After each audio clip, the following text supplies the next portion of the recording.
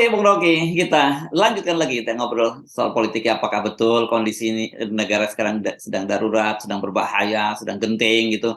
Ini kalau kita baca pernyataan Cak Imin, kelihatannya Mahkamah Konstitusi itu akan memutuskan soal gugatan proporsional terbuka kembali menjadi tertutup itu. Kalau kemarin dia ngomongnya kemarin itu hari Selasa ya, dia menyatakan 3 hari. Berarti Rabu, Kamis, Jumat. Berarti besok ya, 2 hari lagi ya Iya, Mahkamah Konstitusi akan memutuskan itu. Dan Anda sendiri katanya udah dengar skornya bocorannya 79 gitu ya. 72, 72. Oh, sorry, 7 ya ya 72 beda. Saya ingatnya pertandingan antara Liverpool dengan Real Madrid aja yang 5-2. 72. Oke, tapi Ya, ya kalau Pak SBY kan masih dalam kondisi semacam tanya, walaupun kita tahu sebenarnya apa yang apa yang ingin sampaikan Pak SBY, dan Pak SBY juga bertanya juga apakah kondisi negara dalam kondisi genting. Tapi Caimin ini yang lebih menyatakan ini dangerous. Negara dalam kondisi berbahaya. Apakah betul ya, Bung Rocky, dalam situasi seberbahaya seperti yang disampaikan oleh Caimin, yang dimaksud berbahaya itu berbahaya bagi rezim atau berbahaya bagi kita bangsa dan negara? ya saya kira kalau kita aja bisa prediksi skor 72, apalagi Cak Imin yang pasti punya akses lebih jauh tuh. Ya, ya, ya. Demi juga apalagi Pak SBY Hmm. pasti itu di istana atau di Mahkamah Konstitusi ada aja kuping-kuping SBY itu. Hmm. Tetapi yang kita mau persoalkan adalah isu itu sendiri tuh. Dan itu kan isu yang sebetulnya receh kan tuh. Ya. Apa sih tertutup terbuka segala macam tuh. Kalau sistem politiknya bersih mau tertutup terbuka ya nggak ada soal kan. Cuman ini masalahnya sistem politik kita kotor. Jadi akan ada disembunyikan. Begitu pakai istilah tertutup, kata tertutup aja orang udah anggap ini tukar tambah nih. Ini ada perjanjian-perjanjian antara caleg dengan ketua partainya atau ketua pemenangannya atau bapilunya tuh. Kan itu intinya tuh. Jadi selama kultur politik kita tertutup, itu orang akan curiga. Di banyak negara juga ada yang tertutup, tapi merasa ya biasa aja tuh karena partainya udah bersih kok. Jadi ID partai itu sekaligus setara dengan ID moral caleg-calegnya. Di kita justru nggak begitu. Jadi kita mesti lihat ini sebagai upaya untuk memancing kericuan politik. Nah di situ dangerousnya kalau pakai Caimin kan dangerous, bukan dangerous, dangerous. Ya, saya mikir-mikir kemarin apa ya, di mana ya berbahayanya, karena Caimin menyatakan bahwa kan kalau kembali berarti kan tahapan pemilunya berubah dan itu penundaan pemilu. Tapi saya sempat berdiskusi dengan beberapa teman di KPU, dia menyatakan justru sebenarnya kalau ini bukan kita pro tertutup atau pro terbuka gitu ya, tapi dia menyatakan dengan sistem tertutup itu sistem pemilunya jadi lebih simpel karena kan ngitungnya dia nggak perlu ngitung nama orang lagi, pokoknya dia ngitung 6 partai dapat berapa tinggal dibagi kursinya berapa kan gitu, jadi lebih simpel. Jadi sebenarnya tidak ada alasan untuk menunda pemilu, apalagi tahapannya juga berjalan. Nah, tentu saja kalau tetap apapun seperti kita, walaupun Cak Imin suka ya bercanda, suka lucu-lucuan, tetap saja dia punya informasi-informasi yang mungkin dia tidak akan terbuka banget sampaikan. Pasti dia punya informasi lain berkaitan mengapa dia menyebut negara dalam posisi dangerous tadi itu. Itu tuh kalau KPU kan nggak mau lihat bagian-bagian politikingnya kan. Kalau tertutup memang lebih efisien, itu tinggal ngitung ke partainya dapat berapa. Dan kalau tertutup nggak akan ada saling sengketa pemilu ya. Iya ke Mahkamah Pemilu segala macam. Tapi Cak Imin dia punya feeling bahwa ini akal-akalan aja tuh supaya tadi ada kericuhan politik. Dan Caimin walaupun sebetulnya diam-diam dia suka juga tertutup kan, karena deal dengan dia kan akhirnya kan caleg-calegnya kan. Kita tahu lah akuntansi politik PKB kan ada di kantong Caimin tuh. Yang lain kan yang ikut-ikut aja. Tapi Caimin menduga keras itu bahwa ini adalah agenda yang sengaja diajukan oleh PDIP dan akan dibahas di Mahkamah Konstitusi. Lalu kita dengar parlemen walaupun partai-partai menolak tapi bisa diatasi lah oleh Pak Jokowi kan. Jadi kelihatannya akan diputuskan begitu. Nah kalau keputusannya tiba itu akan ada caleg-caleg mungkin yang merasa gue lebih bermutu kok, kenapa gue akhirnya mesti udah buang uang untuk kampanye panjang lebar, ternyata sistem tertutup tuh. Jadi kericuhan tuh. Lalu kericuhan itu dimanfaatkan oleh oposisi. Lalu oposisi mulai mengganggu bahwa pemilu ini udah curang dari awal tuh, lalu terjadi keributan. Jadi dipancing sebetulnya, tetapi kelihatannya pancingannya nggak akan jalan tuh, karena orang tetap akan tuntut supaya pemilu terbuka. Dan kalau pemilu terbuka dan itu adalah tuntutan rasional dari publik, maka partai-partai akan kembali pada otaknya tuh supaya oke, terbuka aja. Pak Jokowi yang dicari nanti itu. Tapi sekali lagi Pak Jokowi punya kalkulasi yang lain tuh, bahwa dia akan, kalau dia bilang, kalau kita dengar bocoran bahwa akan tertutup, artinya Pak Jokowi udah beroperasi kemana-mana tuh, sampai ke daerah tuh segala macam tuh. Nah itu yang kita inginkan, tertutup aja supaya jadi isu, supaya jadi perkelahian politik kan. Ya. Nah, ini saya kira ini sebenarnya ya, ada trade off, kemudian saling sandra itu terus berlangsung. Ternyata kita lolos kemarin memperhatikannya, Bung Rocky, kan kita nganggap kemarin take it for granted bahwa undang-undang Perpu Ciptaker itu akan segera disahkan oleh DPR. Ternyata kemarin dalam penutupan sidang paripurna kemarin menjelang reses itu nggak jadi disahkan itu, Bung Rocky, soal Perpu Ciptaker. Dan pada waktu itu ketua DPR-nya tidak hadir. Dalam hal ini Mbak Puan tidak hadir, justru yang menutup itu pada waktu itu Sufmi Dasko Ahmad, wakil ketua DPR. Saya baru ngeh juga.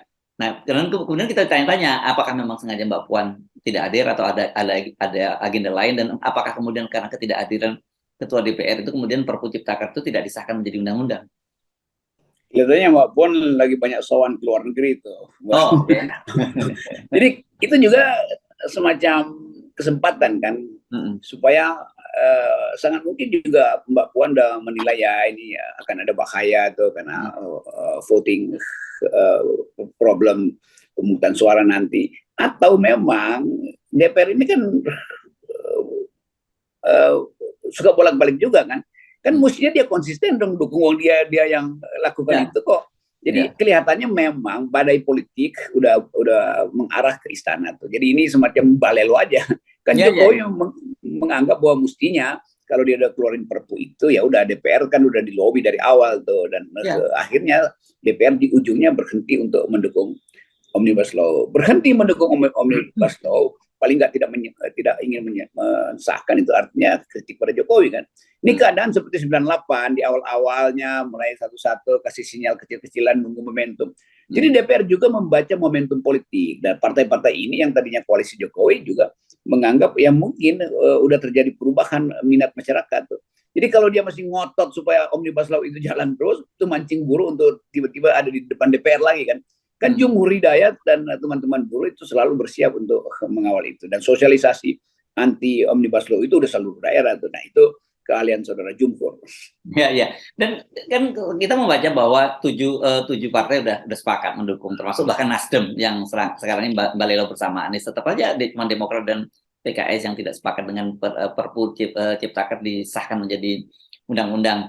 Tapi kan dan walaupun kita juga belum sampai ke kesimpulan DPR menolak, pasti belum, tidak seperti itulah. Ini hanya menunda sajalah gitu ya selama reses gitu. Lumayan selama reses itu kemudian ada tawar bargaining politik lagi dengan Pak Jokowi gitu ya. Apalagi sekarang ini kan pasti akan ada ini juga, Bung Rocky, akan ada reshuffle lagi kan dengan mundurnya Menteri Pemuda dan Olahraga. Kelihatannya itu kalau DPR kan sinyalnya mendua, apa benar-benar dia nolak atau minta amplopnya ditebelin dulu kan. Kan ini hal yang busuk sebetulnya. Tetapi juga kita mesti pahami dalam kebusukan itu kalkulasi rasional dari DPR juga bekerja kan. Ekspektasi dia bahwa dia DPR akan dianggap sebagai penyelamat buruh, penyelamat masyarakat sipil, penyelamat ekonomi kalau menolak pengesahan itu. Ini kalkulasi dangkal aja. Padahal bukan itu maksudnya tuh. Kan DPR kalau dia konsisten, dia dukung dong Pak Jokowi. Jadi sebetulnya ya moral DPR juga udah buruk. Tetapi bagi oposisi bagus. DPR-nya udah akal sehatnya, kira-kira gitu aja tuh. Dan kita nggak pernah percaya kalau dari awal anggota-anggota DPR ini punya ide yang sama dengan kita untuk menghasilkan keadilan, kemakmuran, kejujuran. Kita tetap anggap ini main-mainan aja tuh.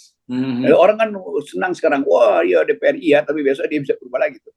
Karena ini soal pragmatisme yang sangat tinggi di DPR. Ya. Dengan memahami tadi itu, konstelasi semacam itu, kita jadi paham kalau kemudian Pak SBY kemarin bertanya apakah negara dalam kondisi genting, dan kemudian Cak Imin menyatakan negara dalam bahaya, negara dalam dangerous, karena kelihatannya memang ada yang belum clear, ada yang belum selesai. Ini negosiasi di antara para elit politik ini. Ya itu betul. Jadi dalam segala aspek negosiasi itu tetap in the making, nggak final tuh. Karena tadi bukan karena idenya, tapi karena itu bertambah material, itu bertambah amplop terutama. Jadi pragmatisme politik tinggi sekali hari-hari ini. Dan SBY menganggap bahwa pragmatisme itu yang justru akan memberantakkan negara. Dan dasar-dasar itu yang kita mengerti kenapa Caimin kemudian lakukan hal yang sama tuh, supaya Caimin muncul sebagai bapak bangsa kira-kira kan. Jadi PKB jadi Partai Kebangkitan Bapak Bangsa, itu PKBB jadinya kan. Buat Caimin sendiri tuh. Jadi ini soal yang publik tahu tuh. Publik walaupun publik merasa ini jauh belah dari kita dengan soal minyak goreng segala macam tuh. Tetapi publik merasa ada gejolak, dan kalau SBY ngomong itu Jawa Timur ngerti bahwa SBY itu mau turun gunung kira-kira. Ya. Oke, tapi kan begini ya, saya sering berpikir kenapa ya hal semacam ini masih terus terjadi? Katanya kita negara demokrasi dan sirkulasi kepemimpinan nasional juga sudah terjadi secara reguler 5 tahun sekali. Kenapa tiba-tiba sekarang kita menjadi seperti ini gitu ya, Bung Rocky? Ini ulahnya Pak Jokowi. Kata ulah ini dalam pengertian bagus ya. Karena Pak Jokowi, ulah tuh bahasa Inggrisnya kira-kira politicking itu. Jadi politicking Pak Jokowi yang gagal dia prediksi itu. Kan dulu kita udah katakan Pak Jokowi itu udah nggak punya grip pada politik. Ini politisi-politisi Golkar, Nasdem, itu udah matang semua tuh untuk bermain-main di situ. Nah PDIP juga akhirnya terseret di situ kan. Kan PDIP tadinya sendirian, seolah-olah membela Jokowi di ujungnya. Tapi sinyal terakhir kan Jokowi minta supaya dia punya akses pada PDIP melalui Ganjar, dan akses itu dipotong oleh Ibu Mega. Jadi juga Pak Jokowi nggak mampu untuk membaca psikologi Ibu Mega itu. Jadi mau nyogok Ibu Mega nggak mampu, mau nyogok partai-partai koalisi juga tanggung. Dan itu sekarang ada isu Golkar mau kongres luar biasa supaya Erlangga diganti oleh Luhut misalnya. Itu juga ketidakmampuan Pak Jokowi untuk membaca bahwa Golkar itu matang dalam politik itu tuh. Jadi kan Pak Jokowi menganggap Golkar akan memimpin koalisi KIB. Ternyata nggak terjadi itu, karena Golkar separuh mungkin udah ke Anies gitu, separuh lagi mungkin ke Gerindra. Jadi udahlah, hilanglah seluruh kesempatan Pak Jokowi untuk memegang politik dalam genggaman yang kuat. Kira-kira itu. Iya, Golkar ini itu pemain kawakan semua lah gitu ya dalam partai politik. Jadi ya mereka bisa unpredictable gitu ya. Yes. Jadi kita tunggu permainan ini berlanjut, dan kita gembira kalau gontok-gontokan ini makin keras, kan enak buat kita buat melihat bahwa memang ini yang disebut political decaying, pembusukan politik yang kita udah bicarain dari semester lalu memang akhirnya terjadi kan. Kan orang selalu bilang ya ini analisis doang nih, harus Rocky, iya, tapi kita lihat dari atas semua gejala itu dari awal akan ada pembusukan politik. Nah itu yang sedang berlangsung sekarang. Ya. Ini kalau kata minjem istilah orang Betawi, gua kate juga ape gitu. Udah bilang nggak percaya. Nggak percaya sih. Oke. Gitu. Thank you. Jadi sekarang tolong deh, sekali lagi percaya deh 20% itu memang sejak awal kita mengingatkan ini untuk kebaikan bangsa dan negara ya, bukan. Ya, ini semuanya mulai dari sini nih. Jadi yang dulu itu kita udah kasih tahu bahwa bibit yang buruk itu akan menimbulkan buah yang busuk, gampang aja. Yes, oke. Thank you. Iya.